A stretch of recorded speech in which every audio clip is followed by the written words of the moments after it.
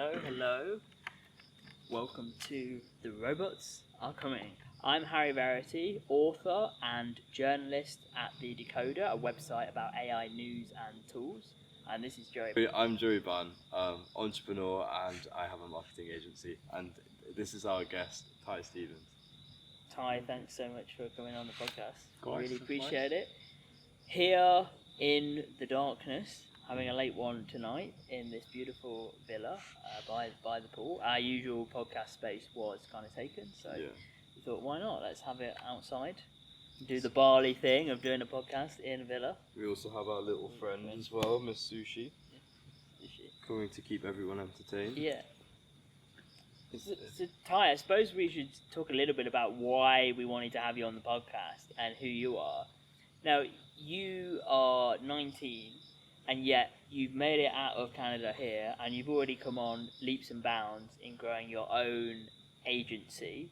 And we thought it would just be really interesting to talk to you, to hear a little bit about your story and why you decided to leave Canada and come to Bali and how you're actually sustaining yourself.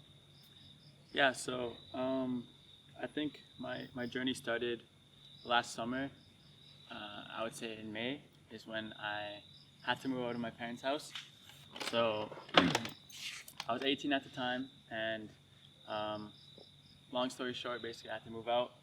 And I always knew that I should leave my hometown just because I've seen other successful people talk about this concept of just leaving your hometown.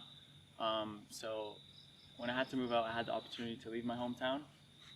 So I took it. So for 4 months, I moved from Calgary, Alberta to Kelowna, BC. And I went to work for a construction company, a landscaping company. So yeah, I was working at the landscaping company, and I just fucking hated my life. Like every morning I would wake up and just like dread life, like just hate it so much. And it was like, I was working construction before I moved out, but it was another aspect of like, okay, I'm working construction, right? I'm paying all my own bills. I'm working like 10, 12 hours a day in the fucking hot sun, doing hard work, and I'm barely getting by. I'm not happy, like all these things.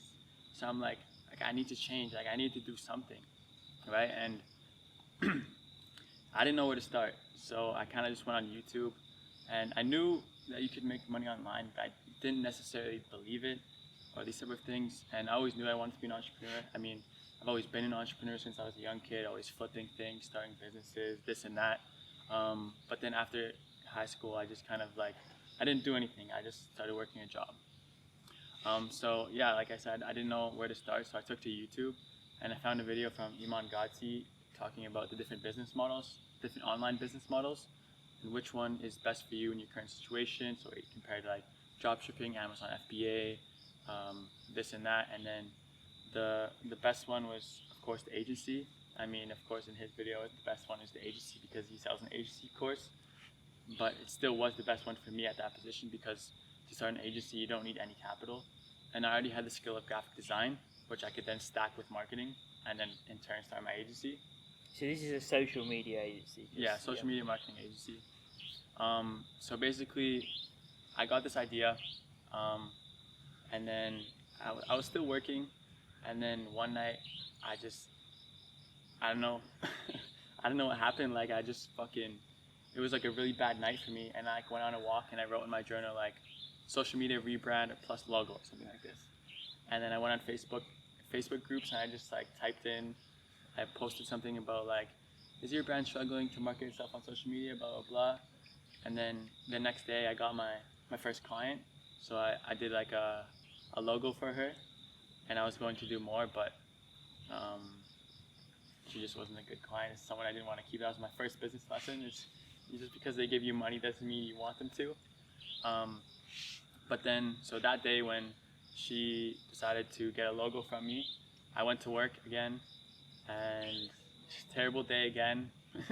And then I leave work, I get home, and they texted me. They were like, oh, just so you know, like you have to be on the job site at 5 a.m. tomorrow. And that's when I was just like, you're done. Yeah. I was like, fuck this. I was like, I'm finished. I texted them. I was like, yeah, like I got an opportunity to do blah, blah, blah, made up some bullshit. And then I basically just quit, didn't show up the next day. And then yeah, I pretty much went full on with my agency. And then the apartment that I got in Kelowna was only a 4-month lease because it was right beside the university. So when school was out, the kids were basically just subleasing their apartments. So I quit my job 2 months in, right? So I had 2 months of like just building my agency in Kelowna, and then my lease ended, and at that point I didn't have enough money to stay in BC or like stay in that city or move to another city. So I had to move back to my hometown, and I was gonna move in with a friend that was also an entrepreneur, and he was also gonna start an agency. So I moved back to my hometown, and things didn't really work out, I guess, with him in the apartment. And then I had to move in with my step uncle, I would say, because that's the only place I could go. I didn't have a parents' house to go to. So I moved in with him, and I just knew like I was gonna get my own apartment, but then that fell through as well because I didn't have a job and have a pay stub to show them, right? So that was really tough. I was gonna get my parents to co-sign me, but that didn't work out as well. And so I was just like in my uncle's house, knew that I couldn't stay in this city. I was like, okay, I need to go somewhere. Like I need to leave. It's not debatable. Like, sure, I love my friends, but they're not what I need right now at this stage of my life to actually grow to my fullest potential, right? I was like, okay, where can I go that's cheap, that I'll find these people? And my friend, who's a creator, was in Bali, I think, right before COVID. So I already had this kind of idea of Bali in my mind from just like him going there. And then I remember my friend lives in Miami, so I went to Miami to visit him. And when I visited him is when I got the news that I couldn't get my own apartment. So then on my flight home, I listened to a podcast. I just searched up like digital nomad. I clicked on like the first podcast about like just like leaving Western world, coming to an Asian country. And I got off the flight and I was like, fuck it, I'm moving to Bali. Like pretty much like that. So then I started saving up money. I sold my car, sold pretty much everything I owned, and then booked a flight to Bali. And yeah, I guess now I'm here. Wow. I mean, that's such an interesting story. I think what stands out for me is the moment when you quit the construction job. Because a lot of people wouldn't do that. A lot of people would just continue with their 9 to 5 and think, oh, I need to please these guys. I need to continue to earn more money.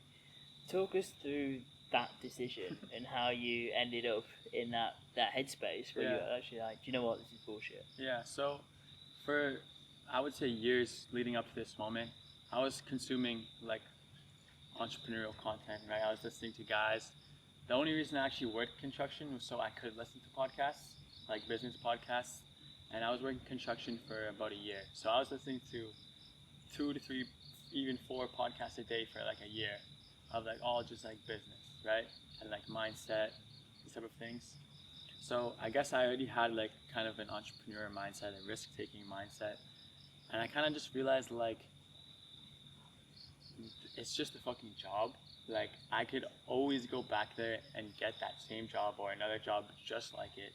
Like, and I also realized that I'm so young right now. Like, if I quit my job and nothing works out, like I said, I can go back to that, but I don't have any responsibilities. I don't have kids, I don't have a wife, I don't have a house, I don't have this and that, right? So it's like, I just realized that now is the best time in my life to ever just quit my job and go full on with what I actually wanted to do, I guess. Yeah, it's pretty extraordinary. What do you think about this, Joe?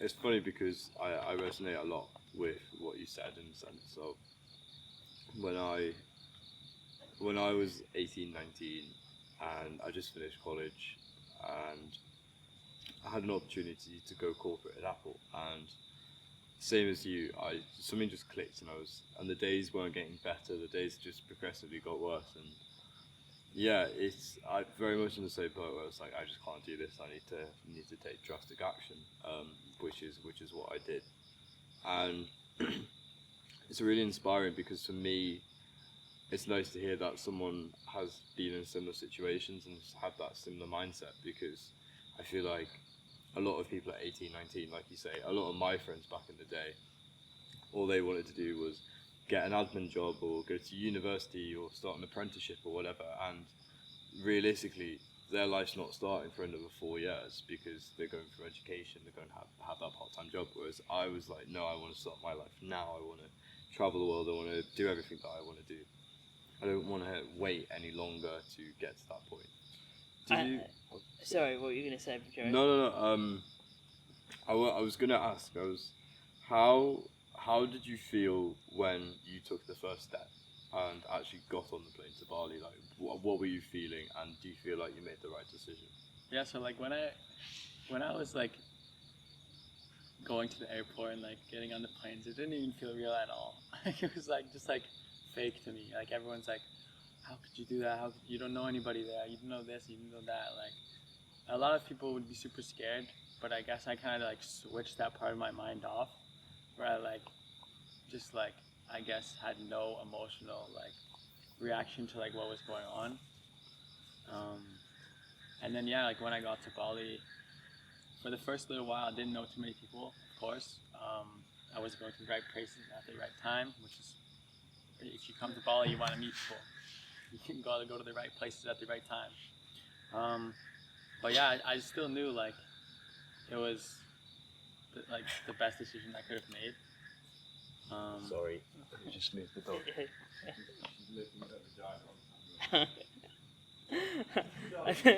I don't think that's going to make the cut somehow. I think what you said, I really resonate with it as well, because unlike you guys, I did go to university, and not only did I go to university, I went back for a second helping to do a master's degree, and I look back on that time now, and I almost see it in a way as time wasted. I know that I had to go through those lessons and realise that in a way that was kind of bullshit. But when I did finally come out of that, I was in exactly the same place as you, and I remember getting off the plane because I landed in India for the first time, because that was the only country in Asia where I knew someone. Yeah. Can you imagine never having really travelled before, and then I'm in Bangalore at 5 a.m. in the morning and had all this apprehension, but that moment was like a baptism of fire, and my life has never been the same. And actually it turned out going on what I thought would be just like backpacking trip for a few months actually turned into complete lifestyle. I've since that moment I've never really gone back and lived in the UK. Yeah. Would you move back to Canada? I think I would probably move back later in my life, maybe. Like Canada's a beautiful country, beautiful place to live. In terms of politics, I don't agree with a lot of what's going on, but that's kind of like the whole Western world right now. Mm-hmm. In terms of taxes for business, I don't want to set up there, of course. I think I want to probably have some house or houses there later in my life, just for like family and visiting, because like I love Canada, like the geography, the actual country is beautiful, right? So yeah, I think I would probably live there, but I think for the rest of my life, I'll probably be quite nomadic in the sense that I'll live place to place throughout the year, depending on the seasons and what's going on and these type of things. So, like, kind of, I guess. Do you think that this kind of nomadic lifestyle is something that, like your generation, I guess my generation to a lesser extent, right, has kind of embraced? And I think we've talked about this before, that you guys don't really see the world as being kind of separate countries. You kind of see yourself as being just able to travel freely. And so you can just move around. You can go to Bali, and then if Bali isn't right for you anymore, you can move to somewhere else. And travel is so cheap now in terms of getting on a flight that it's kind of like the whole world is kind of your playground. The whole world is like just a city you can really move between. I don't know about you, but I don't see countries as countries. I'm just like, 8 hours and I'm there, or 12 hours and I'm there. Yeah. I don't see it like, I need to get on a flight and it's so far away. I'm just like, okay, great, I'll be there in 12 hours. And I think But I think that just comes from traveling at a young age. I started traveling at 18. That's when I really first. Well, I traveled as a kid, but when I properly started traveling for my life, that was 18. And I think traveling from such a young age, you're just used to it at this point. And like I said, and same with you. I think the longer you travel, it's a lot harder to go back to the normal life, the countries that we're from. And I think nor would I. And we've had multiple conversations about this. I don't know, traveling's a journey because you meet so many amazing people from so many different walks of life, and I think it's one of the best things that I think you've done, right? And I think it's made you who you are. Same with you and same with I. And it's, what would you, going back a couple of years ago, so you would have been, 16, 17, did you ever think that you would be living in Bali right now? No. Doing your agency? No. Where do you think you would be? Yeah, I remember back then, like I said, I still kind of had the entrepreneur mindset because I was consuming that type of content. Back then, I thought I was going to be like a realtor because in my mind, I thought business was too hard. I had a lot of limiting beliefs that were like passed upon me, right? So like I thought business was too hard, so I was kind of thinking about ways that I could do things that weren't as hard. But yeah, I definitely didn't see myself living in Bali, having my own agency, posting on social media a lot. I just think it's all so fascinating, so interesting, because I think that moment that you decide I'm not going to take the kind of normal path is the path of growth, is the path of change. Mm. But at the time, it's really hard. So when I think about all the lessons that I've learned, and I think we are all innovators for doing that. Whenever you land in a new country, you have to figure stuff out. I remember landing in India and just being completely overwhelmed. I bet that was bonkers. It was. And I got out and my, you hear all these things about travel and people are like, be careful, be safe. And so, you have this mindset. Do you know what's funny though? Because most of the people that say that haven't travelled. Yeah. And you were so alert. You get off this aeroplane and you're in the airport and you think, everyone around me is trying to attack me, is trying to scam me, and you're so alert and then you get there and you realise it's not really like that. Yeah. But doing everything, I remember being so fearful trying to get a taxi. Yeah. And of course they have Uber in India. So it's just the same as it is in the UK, only it's cheap. You just order the Uber and then it comes and collects you from the... And I had a friend in India as well. But shout out to Arka, one of my close friends who I'd studied with in my during my undergraduate. So he lived there, he'd grown up there. And now I look on those experiences and I think that taught me so much, because now I've gone to so many different countries, particularly in Asia, that I know how to get things when I land somewhere new. I don't feel completely overwhelmed anymore. I have quite a good mindset of thinking, okay, I need to get a SIM card. Obviously now you don't, you can get an eSIM. I need to figure out, how I can eat without getting food poisoning.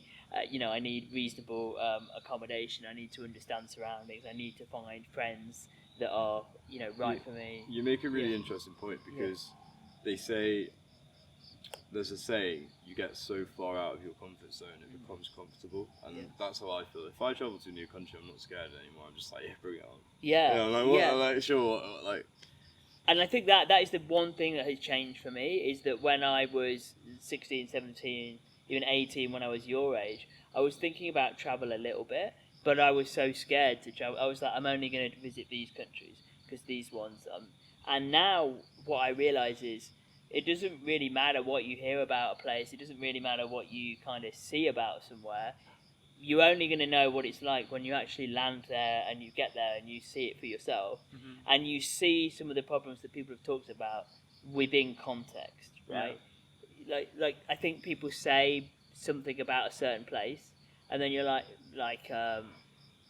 gangs or you're going to get they're going to rip you off, like the ripping off thing, right? Well, what people don't tell you is there's lots of scams in Asia in general. However, if you stay here long enough, you're going to learn those scams, and then you're going to know, okay, not to go with them.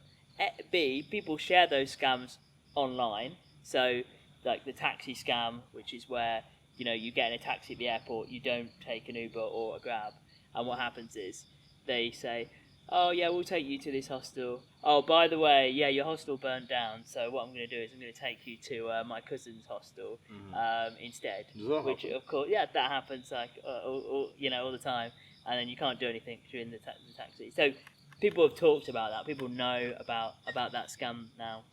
So you get to understand, you get to know about these scams that take place, but then you find a solution to them. And the other context is that they're only really minor. You're only losing a little bit of money, right? You're not going to suddenly lose all your life savings. It's just an annoyance, but it's something that you sort of get used to, and it's just another problem to be solved.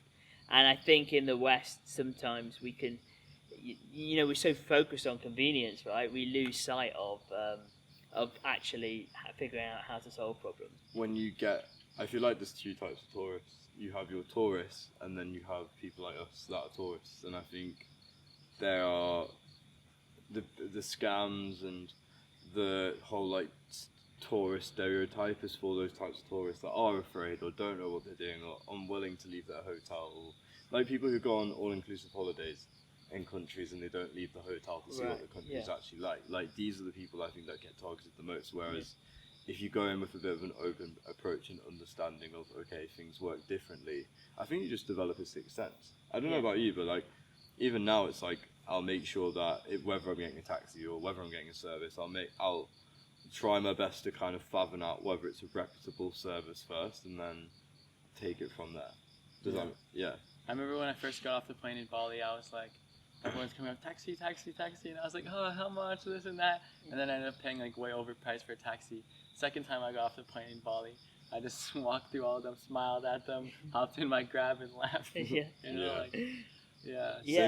with me. Exactly. When I first got here, exactly, and that's the thing, right? It's like it's like the tourist tax, right? So you do pay that when the first time you go somewhere because you don't know, because you're ignorant. But then you do. Then the second time you do it, you do know because you've accumulated all this knowledge. No, I'm just saying, literally, as soon as I walk out of the gate, I'm like, I've booked it, so like, Or I'll just say I've got my own car and that shit's enough. Yeah, I've got my own car and they're like, what? Well, yeah. They're like, it like does not compute. It's like one time I parked my scooter there and I just went like this, with my key, I'm really interested to know why you decided not to go to college and if you'd ever considered going to college and what your reasoning was about that. Yeah, so I wasn't completely sure about going to university. I then got the idea of going to take 1 year entrepreneurship program just to see how it is and then maybe take longer or not. And what ended up happening was I started talking to a bunch of entrepreneurs and they were telling me like, you'd be learning how to be an entrepreneur from someone that is not an entrepreneur. So it doesn't really make sense. Another aspect of it was the fact that I don't come from a wealthy family. So my parents couldn't pay for my schooling, so I would need to take a student loan, which I didn't want to do. And then of course the time of like just being in university, right? I kind of realized I was like, the best way for me to actually learn about business and being an entrepreneur is actually fucking doing it. Like, sure, you can learn a bunch of good stuff in university, but the best way to learn is by actually doing it. And I know plenty of like successful entrepreneurs that attribute like some of their success to the fact that they were naive in their like thinking of like what they can do, and they say that if they were to go to university, they wouldn't do the things that they wouldn't have pursued that idea that they had because it's so out there, so crazy. You know what I mean? But if you went to business school, you'd think more practically, more logically, and like, does the finances work or this? You know what I mean? Like these type of. So yeah, I didn't want to take a student loan. I didn't want to learn from someone that's not an entrepreneur. And like, people ask me, they're like, oh, are you studying? I'm like, yeah, but not in the formal sense. I'm like, I'm in school every single day, but just not in front of a professor doing assignments. My assignments are, am I making money in my business? And my teacher is... Iman Gatsi. Yeah. Like, you know what I mean? So it's like, Well, Bali as well is such a hot spot for entrepreneurs. It's very easy to learn here. Very easy. Yeah, I've really learned that as well. I'm a writer, and writers are traditionally not very good at business, right? Traditionally, writer has the agent, and the agent takes care of everything and says, right, you're doing this. This is how much money you have. I've kind of broken away from that mold, and I'm not doing that. And since I've been here in Bali, I've really found my passion, and I think I feel the same, that I feel like an entrepreneur as well. And just even being around you guys, you know, we all kind of know each other, got to know each other over the last few months, and seeing what you guys are doing, hustling, and trying to problem solve. I think that's at the heart of what you guys are doing. Is that you know, if something's not working out, if you're not making money, then you're like, okay, well, why am I not making money? How do we figure this out? And then airing those problems, talking about them with people, and saying, okay, I'm not making money, guys. What's going on? And people just being real, being honest, and saying, you know, it's maybe because you're doing X, Y, Z. But this is what we've got that's really special. Is because we've built a community. Yeah. We've built a community of like, and what I'm so grateful for about the people that are in our community is that no matter where you are in success, it doesn't matter. It's just about the mindset, and it's about working together. If someone has a win, we celebrate it. You know, if someone needs advice, we give it, we share our stories. And I think, as you know, sort of traveling on your own, I traveled on my own. I thought I had to be very independent, and I was meeting some great people, not so great people, and I don't know, I just felt like I had to do my path alone. I felt like I had to travel alone. The friends that I was meeting, there wasn't much, you know, sort of growth between us. It was just kind of like traveling friends, which is fine because I've met amazing people on the way. But I think what being in this community has really taught me is that it's so beneficial to get where you want to be, to, you know, sort of be able to openly share things that are going on with your friends. And I think we've built, it's not even a community, we've built a family, and that's what I really like, a family of very like-minded people. And it's crazy because we all met because we traveled, and that's the crazy thing about it, right? It's if I look at, I know, the life that I had in the UK and I compared it to now, it's miles away, and I'm so grateful, and I'm still on my journey. You know, I feel like I've just started in many ways, but I don't know about you, but would you say a community has benefited you on your travels?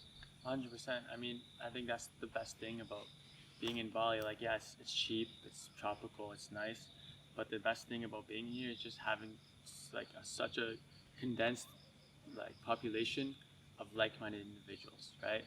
I think community is huge. If you look at all the most successful people in the world, they have great people around them, right?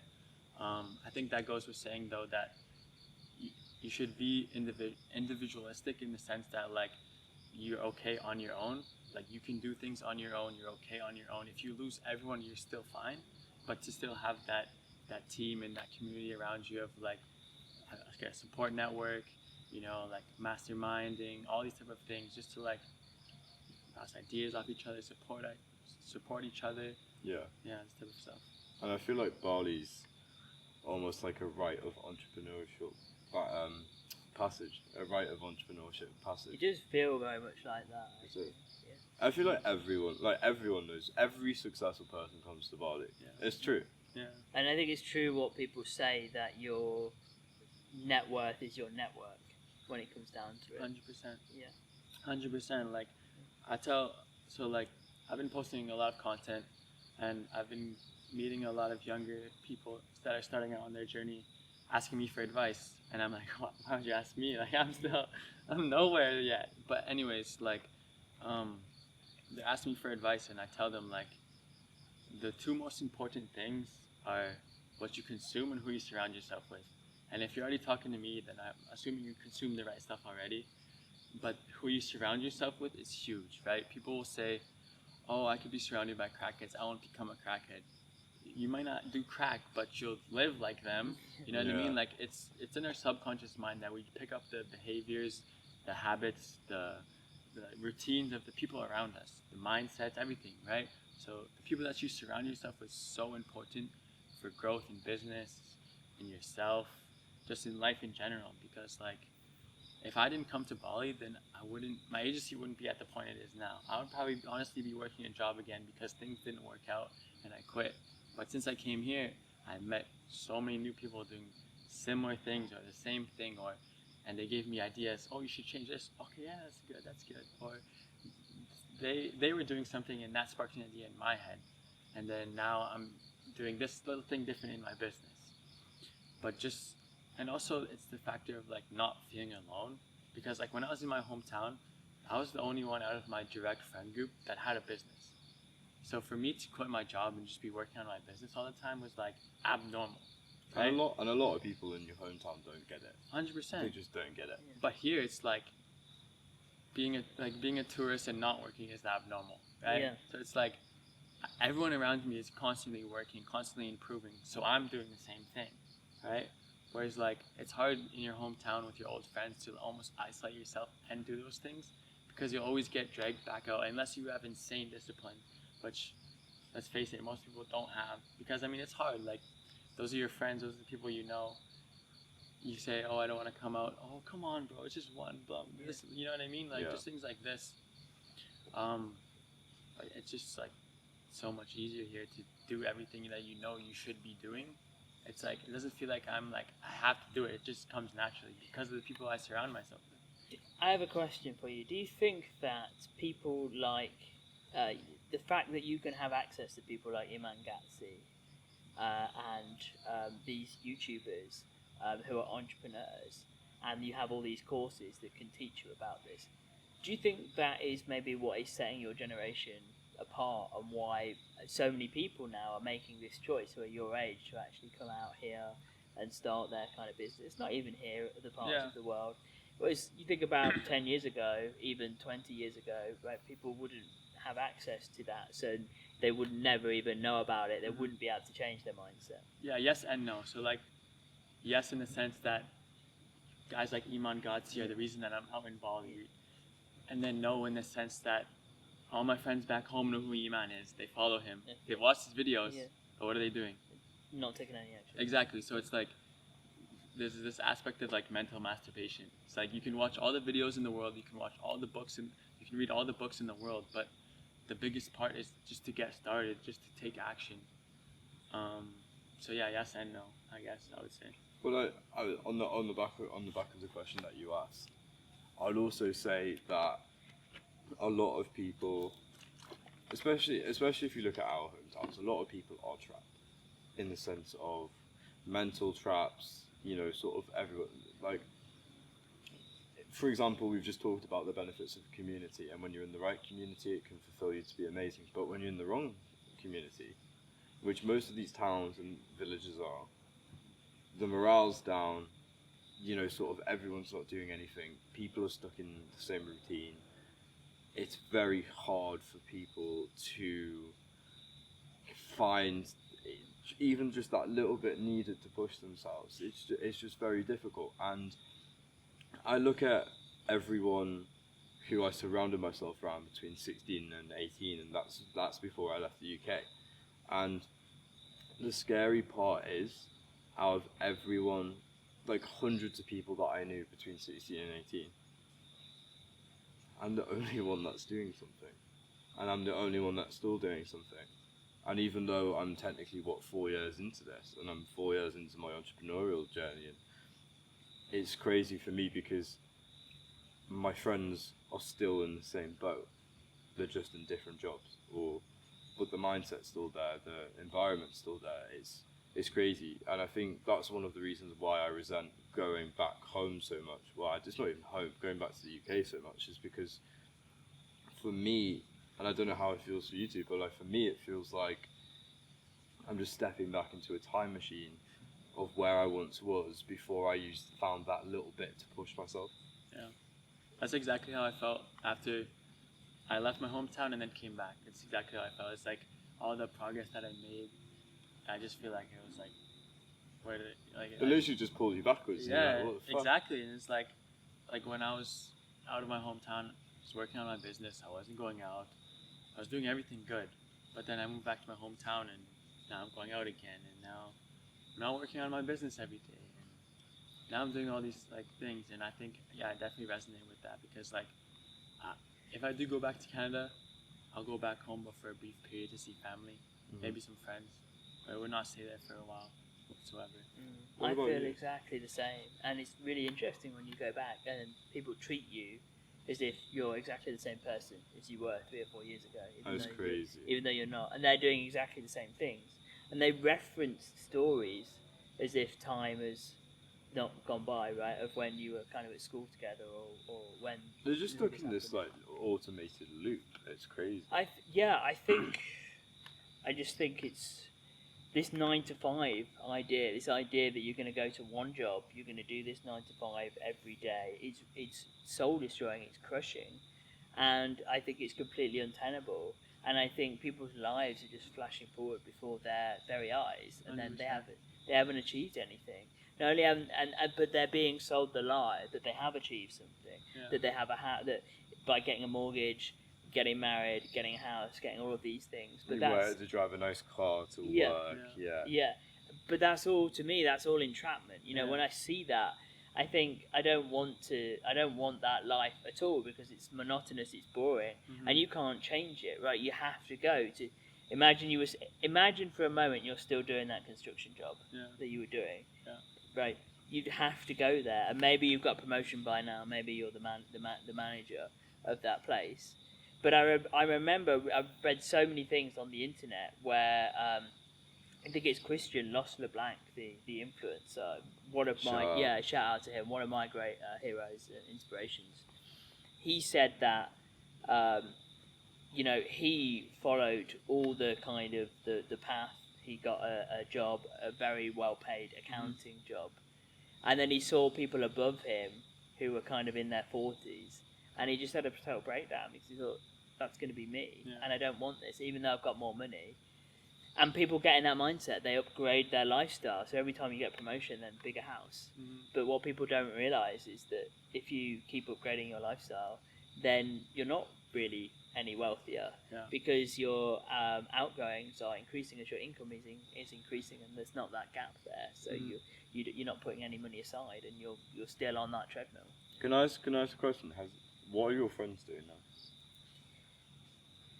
The ones Well, you I have quite a lot of varied, interesting friends. I'm quite lucky with that. So a lot of them are all over the world.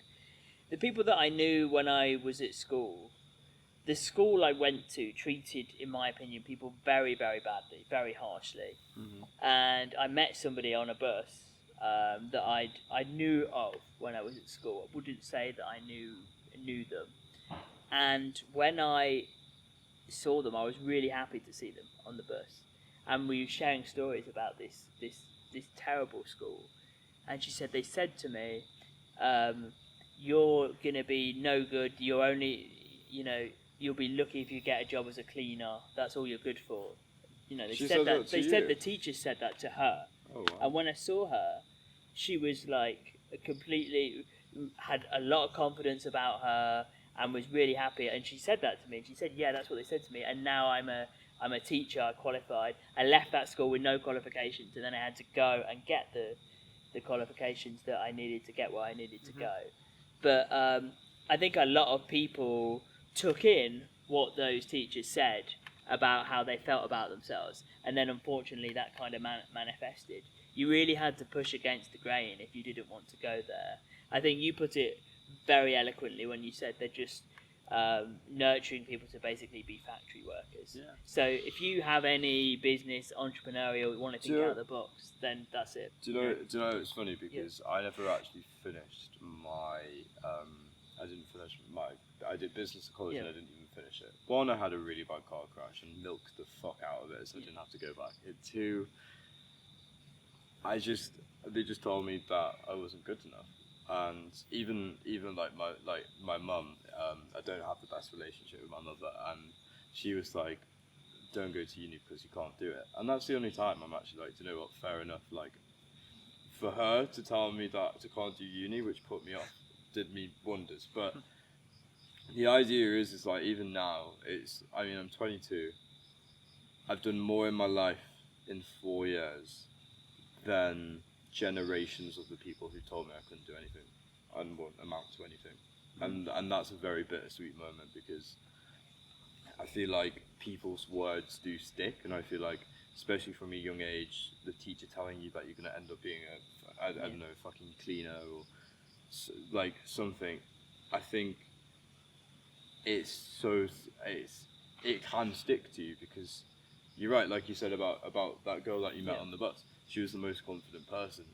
A lot of people said a lot of things to me as a kid, and it only took me until I was about 14 to really understand what they meant, and then that's when my confidence dropped. And it's crazy because those conditioning words can manifest into, actually no, I'm not good enough. Actually no, I'm just going to be this, or and it's really scary, because if we actually had a world, well, it would be nice to dream, but if we actually had a world to tell people, like, do you know what, you can do whatever you want, you can be whoever you want to be, you can, and actually install that in kids' heads from a young age. And in my opinion, these schools are breeding grounds that, you really don't want to be around the energy of some of these teachers. I mean, I don't want to slag off all of them. I did have some teachers that I respected and had a good relationship with, but the vast majority of them were middle-aged people who were basically failures. They were failures. And there's a lot of resentment as well. They have right, a lot exactly. of resentment. And what that breeds is this resentment. And what happens is, when they see a kid doing well, and their life is, 8 to 5 every day, because they've got to drive their commute. Hey, but they do get 6 weeks off. Commute in.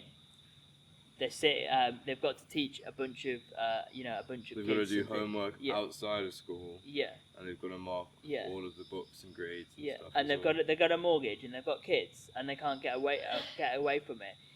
They punch down. They're always, when they've got nowhere to sort of get out of their system, and that's something I think that is not talked about enough. Yeah. That is so detrimental to a kid, and I think if you want to be a teacher, you should be like in your 60s, your 70s. You should have been so successful.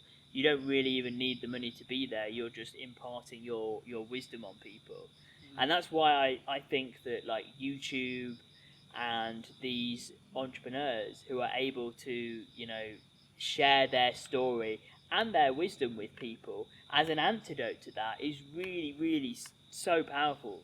I don't even think we need schools anymore, to be honest, because I think there's so much resources out. I think for me, like, a lot of the skills I have are self-taught, and like I taught myself how to swim as a kid. I taught myself Instagram and social media, and then on top of that, psychology. And I feel like I didn't learn anything at school really that helps me to where I am now.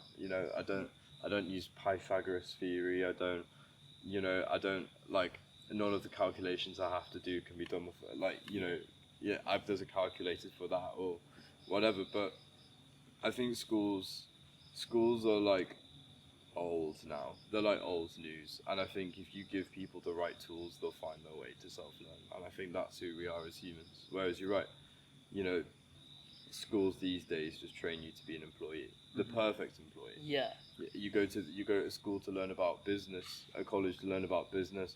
They'll train you on how to be the perfect employee inside a business, and they'll, and they'll filter it down. So it's like, if you like finance, great, you can work in finance for a corporation for the rest of your life. There's no entrepreneurship. There's no genuine things. And on the back of what you said as well with teachers, a lot of them, you've got to remember, like, we do act on trauma and we do act on instinct. So if they see a kid that's got potential and they feel like a failure, or they live in regret, or they have resentment, they're going to treat that kid like shit. Yeah. Because they couldn't because unless they have emotional intelligence, then what they're going to do is actually, give bad energy to that kid, and that kid's going to receive it, because everything's energy.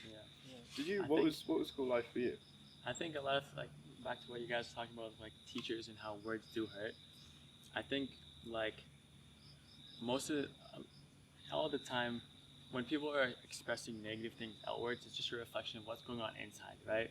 So one thing that really helped me was just being conscious of, like, who to listen to. So for example, I have this rule, and I think it's a really good rule, where I don't really necessarily listen to someone, like, completely, unless they're in a position that I would want to be in, right? So if a teacher would just tell me I can't do this and this, I wouldn't give a fuck, because would I want to switch positions with them? No, right? That's not to say though that the people don't have good advice to give. I think everyone has something to give, but in general, I think you should listen to people that are in positions that you would like to be in, right? Like you can't ask you can't ask a construction worker how to become president, right? You have to ask the president. Um, so, but yeah, school for me is like, I did get in a lot of trouble in school. I was very defiant. I was like, if a teacher was respectful to me, I was always super respectful with them. But if a teacher was not very kind to me or disrespectful with me, I would reciprocate the same energy towards them. And then same with like I was always a smaller kid in school, so I would get picked on a lot. But I was also ballsy, so I would fight back. So I was always getting in fights when I was a kid in school, getting in trouble. And then in high school, I went through like a bad phase of like selling drugs and doing a lot of bad things. And obviously the high school knew about some of these things, so they didn't treat me very well. But in terms of like actual school, like the only class that actually truly served me was graphic design, because the graphic design is what allowed me to start my business, right?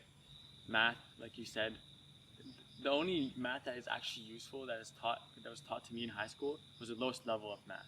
The highest levels are like, it's like theory, it's like business theory. It's like, like when are you going to use it? Does it actually get put to use? No, not really.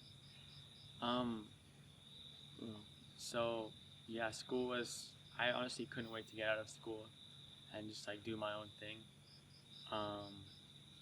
And yeah, I remember, like even still now, I think people look at me and they, oh, you're not going to university, and they hold this sort of judgment towards me. Like my friend's mom, she every time I would go over to his house, she was talking about programs, school, this and that, and it's like the holy grail to her. It's like you need to have this, and it's like you don't need to have that. That's just something that's like your perception of reality.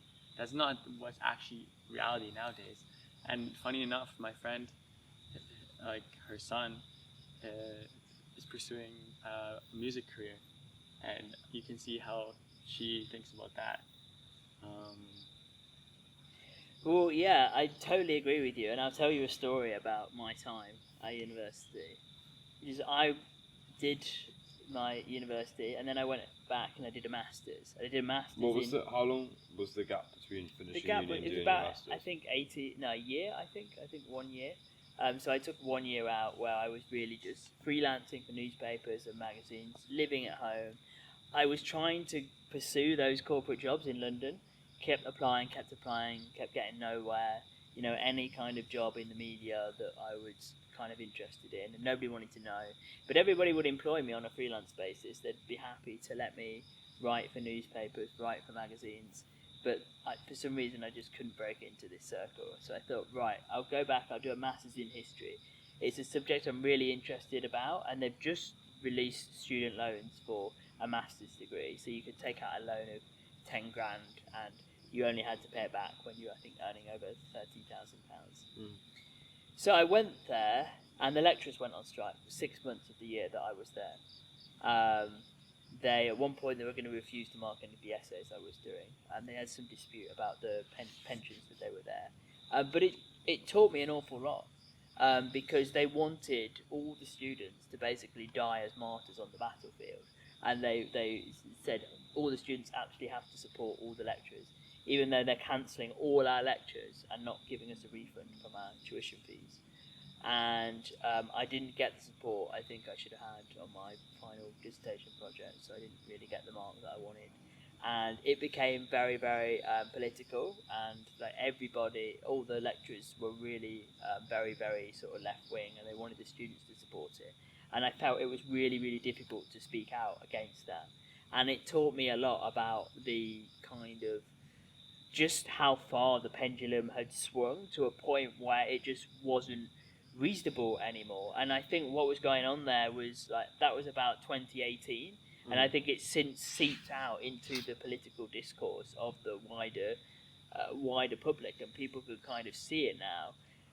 But I really started to think, this is madness. This is complete absolutely crazy, and I can't be part of the Western system anymore because this just isn't working for me. It seemed to be completely corrupt, and there seemed to be no problem solving to what they were doing. Nobody was interested in sorting this problem out because they didn't care about the issue at hand, which was, I think, a change to their pension pot. What they wanted was to disrupt the whole system and to make their political point, which was, essentially a Marxist point, that they basically wanted to, bring down the whole kind of It's system. control. It's Yeah. basically, it's like who's in control of that situation. Yeah, and you were just caught in the middle as a student, and so I just thought, this is crazy. These guys who are supposed to be on a pedestal, who are supposed to be these people we all look up to, the cleverest people in society, are somehow acting like children, and I paid good money to be here for this, and you can't understand why I'm mad that you're then not giving me a refund, not giving what I paid for. And they were very, very, the university as a whole was very, very money grabbing. They just wanted your money for every little thing. If a library book was past due date by one day, it would be like £1 every day. And they wanted me to pay money at one point because I'd had an extension because I was ill. So because I'd had that extension, which was not my fault, I had actually been in hospital. They actually said they wanted to charge me like £60 or £70 for every day extra that I was like using the university library for. And I thought, you know what, I've had enough of this. I first of all, I need to go and rest and travel, and then that turned into, you know what, I don't need to go back to this system. Yeah, I think it's funny. I have a lot of conflicts with the Western world right now. It's like they manufacture these beliefs. They're like, okay, what beliefs can we make that will help us control everyone? And then they're like, take this belief, and people just take them and believe them, and just like without actually questioning anything. Yeah. And like, I think it's there's a lot of controversial things that I could talk about. I mean, say them. I mean, but I think the point of this podcast really is that we're calling it the robots are coming, but we're interviewing people who are innovators. The West are coming. Yeah, the West. Yeah, the West are coming. And limiting beliefs is a big part of that, and that's really why I wanted to have you on the podcast. It's like getting beyond those limiting beliefs. It's really inspiring because you're showing innovation by just getting up there and saying, no, I don't want to live my life like this. I'm going to find a new way of living, and that's innovative. And that's the thing. That is what we want with our podcast. Is we want to just show people that innovation can come in so many crazy and wonderful ways. 100%.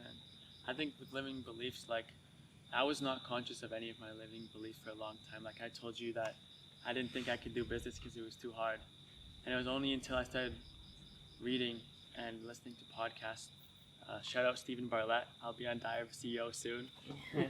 But listening to his podcast and listening to people that came from similar situations as me and him himself even, I'm like, okay, I can do this. Like, that's when I started like believing, okay, I can do this. Like, even if I don't know how to do something, I'll figure it out. You know what I mean? It's like, just, that's the first step to any of this. It's just believing that you can do it, right? And if you believe you can or believe you can't, you are right. So it's like, I think most people suffer from just limiting beliefs, and they're pushed upon you from everyone, from school, from parents, relatives, friends, everyone. And the people that are pushing the limiting beliefs, they're not necessarily doing it on purpose. They don't mean any harm because it's a belief that they hold in their mind. But the thing is that it limits you, right? So it's like, it doesn't serve you. It doesn't help you. You know what I mean? And my parents told me I could do anything, but then I look at their life, and I was like, well, what about you? Mm-hmm.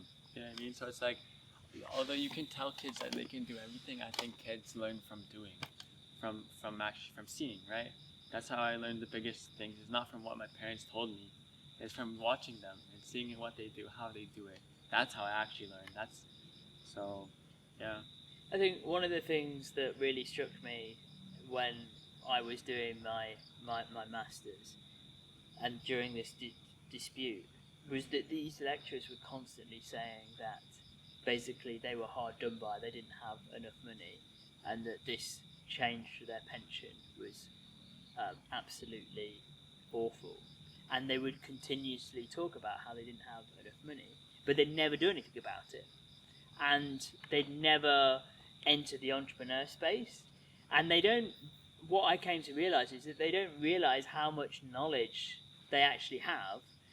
Imagine if they monetized it and they set up a podcast like this. They could have done that years ago and had a second kind of source of income. But they had these limited beliefs, like you said, and then people just kind of believed them. Yeah. And when you start to question it, you think, well, hang on a minute. Was your choice to work in basically the public sector, which is never going to be able to reach the limits of maybe the amounts of money that you want for the private sector? And to some people, they are quite well paid actually. You know, from where I come, the salaries they get are pretty good compared to what you get in a standard bog standard job. What's the best piece of advice you've been given? Best piece of advice I've been given. That's a good question. I would say, I guess I wasn't necessarily given it. I'm more of like read it. It's like a quote, my favorite quote, which is, whatever the mind can believe and conceive, the mind can achieve. And that was like something that really helped me in like overcoming my limiting beliefs and actually believing I can do things in the business world and then ultimately pursuing them. So I think that is probably. But something else might come up. We'll see. What about yourself? Can you ask the question again? What is the greatest piece of advice you've received? You should just go for things. I don't know. I can't think of anyone explicitly who's sort of said that to me. But I just think the belief that you should just go and you should just do it. Right? I think I worried a lot too much. I think in the Western world in general, and I picked this up, people worry too much about failure. And what's going to happen if you fail at this? What's everyone going to think of me? Whereas actually, if you just go for it and you just do it, you'll get there in the end. The funny thing about that though is like, failure is a key ingredient to success. Without failure, you cannot have success. Yeah, and I think me and you, Jarrett, you were like, everything's just data. It doesn't matter how many views your video gets. It's just about you trial and error. You just learn it, and that really assisted me, helped me a lot in understanding that actually you can fail. Like people who are sitting around laughing at you when you fail because you've tried something, they're not your friends. You don't need to be with them. You should and they just have cut them way too much time. Yeah, If they've got time to laugh. Your real friends are the people who are going to be proud of you for trying something and who are going to say, why don't you pivot and do this? Mm-hmm. And I think also realizing that you've never really failed. You've never really failed because there's always a new day to wake up to, always a new angle to try something.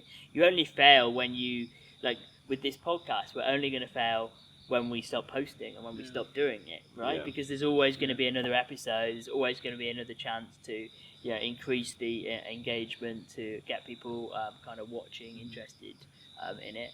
And that's how you should feel about life, I think, and about what you want to do. It's like you've never failed. It's just you're taking it in a different angle, a different direction. Do you know it's ironic because I wasn't very good at maths as a kid, but everything is just statistics. Yeah. It's so true. It's the laws. It's the laws of averages. It's the laws of attraction. It's everything. There's so many laws to follow. I think, it's eventually one will happen. It's just about how many times you can knock on 99 doors to sell a product, and the last one might say yes. You know what I mean? And that's law of averages. I think what you were saying reminded me of the Man in the Arena speech from, I think, Teddy Roosevelt, where it's like, when you're the man in the arena and you're putting in the work, you have the sweat, you have the blood, you have the tears, the people that are criticizing you are people that aren't in the arena. Because the people that are actually in the arena working just like you are, they don't have time to do all this. And they also realize that they don't do this. So the only people that are ever actually going to criticize you when you start putting yourself out there in the world are the people that aren't fucking doing anything. And those people don't matter. It's like a football stadium. Yeah. It's like the spectators. They're all judging, but it's like you're not a footballer. Yeah. Yeah, it is. Yeah, you're absolutely right. And it's like, like in order to succeed in like I think the online space, you need to get people to love you. And when people love you, then that means that people hate you. But the people that hate you really don't matter because one, they're not going to be your friend because you don't agree with them on anything. Yeah. Two, they're not going to be a business connection because they're not even doing business. Yeah.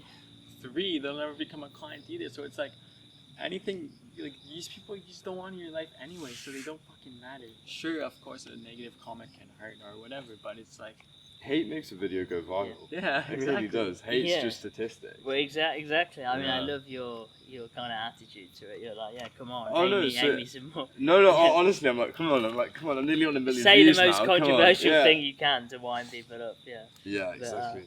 But I think another piece of advice that I learned recently was from a video that Cody Sanchez put out. So you guys should check her out if you can. She's this epic like woman businesswoman, and yeah, I love her content. Her reels are very interesting, engaging, and she said that the people that do well in business are the people that understand, you have to find the connections.